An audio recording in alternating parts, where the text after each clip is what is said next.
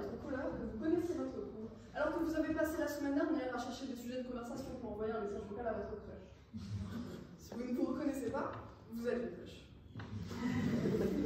Et ce nom même dont nous sommes affublés, étudiants. Alors ça, je me demande quand. Parce que dans ma classe, on passe le plus clair de ce temps à jouer à Brawl Stars, et je suis toujours sûre de croiser mes chers cagneux à chaque fois que je vais au camp fumé. Ah, cette sainte hypocrisie. Que nous serions perdus sans elle. Ma médiocre poésie ne se sentirait jamais belle. Mais alors, la pratique où on exerce tous est-elle un document moral ou un service rendu à la société? L'hypocrisie est l'art de l'aimer. Elle est un individu civilisé, ce que la résolution d'équation est au MPSI. Un bon moyen de s'intégrer. On peut s'en servir bien ou mal, et pour le bien ou pour le mal. Quoi qu'il en soit, elle est excellente pour la société. C'est d'ailleurs l'un des principes les plus importants que l'on inculque aux chérubins. C'est bien pour cela qu'on dit que la vérité sort de la bouche des enfants. La Rochefoucauld écrivait « L'hypocrisie est l'hommage que le vice rend à la vertu.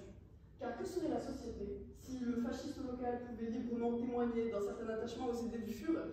Ou pire, si l'on pouvait exprimer aux fans de Taylor Swift le fond de sa pensée. Bien que le fait de ne pas retourner un compliment sur son apparence physique peut plonger n'importe quelle demoiselle dans une crise existentielle sans précédent et constitue ainsi un terrible manque de respect envers l'individu et ses affects. Alors nous voilà à répéter sans réfléchir, des flatteries toutes faites, certes vides de sens, mais nourrissant l'ubris de nos naïves âmes. Mais non, tu n'es pas laid. Mais si, tu es bon en maths. Mais si, tout le monde t'aime. Mais non, tu ne portes pas un prénom de vache. Je m'appelle Marguerite. L'humain ne survit que grâce à la collaboration avec ses pairs. Ainsi, assurer sa place dans la société et la survie de cette dernière est une position à la fois lucide et vitale. D'ailleurs, ce que l'on appelle vérité n'est que la médiocre adéquation au réel et non le réel lui-même. Nous n'avons pas accès au réel et nous n'avons pas non plus de contrôle sur l'effet que la vérité a sur le réel. Ce n'est donc parfois qu'une preuve d'humilité que de ne pas dire ce que l'on prend pour vérité, quand le fait de l'exprimer pourrait être nocif. Ainsi, bien qu'en vérité Macron prenne les Français pour des idiots, son honnêteté à ce sujet n'a pas aidé à apaiser les tensions en France. Merci. Il ne t'en est qu'une demi-oreille quand les inconnus ont dit. Il ne faut pas prendre les gens pour des cons, mais il ne faut pas oublier qu'ils le sont.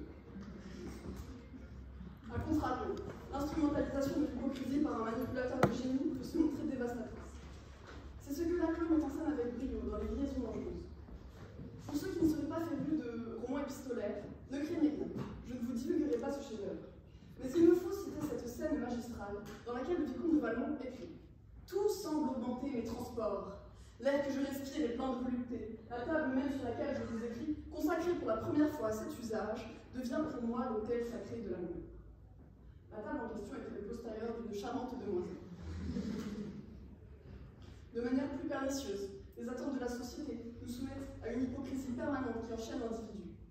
Dans son petit éloge de la médiocrité, Guillaume Meurice démontre l'omniprésence d'un mythe du héros sans fondement aucun. Le grand Isaac Newton, père du calcul différentiel, pour les cagneux, promis c'est vraiment important, ayant seul bâti la mécanique classique, a passé une grande partie de sa vie à étudier les sciences occultes, l'alchimie, donc une pseudo-science, et la théologie. Pourtant, j'affirme avec confiance que tels les poèmes de Marx, personne ici n'a lu un seul de ces paragraphes sur les preuves de l'existence de Dieu. Il est également mort vierge. Il a donc lui-même essuyé de nombreux échecs. Plus récemment, on peut citer Tesla, dont la femme était un bijou, ou Einstein, car, de fait, si Dieu joue au dé avec l'univers. Décidément, les physiciens ne devraient jamais toucher à la philosophie. Malgré cela, les hommes croient pouvoir prétendre à une perfection presque divine, et ainsi tremblent plus à l'idée que leurs défauts soient exposés au grand jour que devant la mort elle-même. Il est d'ailleurs intéressant de constater l'usage devenu de plus en plus fréquent du terme imperfection, mot bien rassurant pour le crédule. Alors, par vanité, ou peut-être pour se protéger, on ment tous, tout le temps, pour tout, et surtout à nous-mêmes. Cette hypocrisie-là a pour effet d'accentuer notre mal-être, car, d'une part, on n'est jamais autorisé à être soi-même, et d'autre part, on se morfond de notre incapacité à atteindre des standards utopiques. Mais au-delà de ces hypocrisies inter- et intrapersonnelles, une autre pèse dangereusement sur le fonctionnement politique de notre société. On se croit muselé par des idéologies qui semblent dominantes. Cela représente une fatalité dévastatrice. Nos idées se reproduisent dans la consanguinité affluente du conformisme. La droite comme la gauche ne semblent plus exister. Les héritiers des royalistes prêchent un socialisme médiocre, alors que les faux prolétaires sont plus occupés à feindre de ne pas être woke tout en l'étant.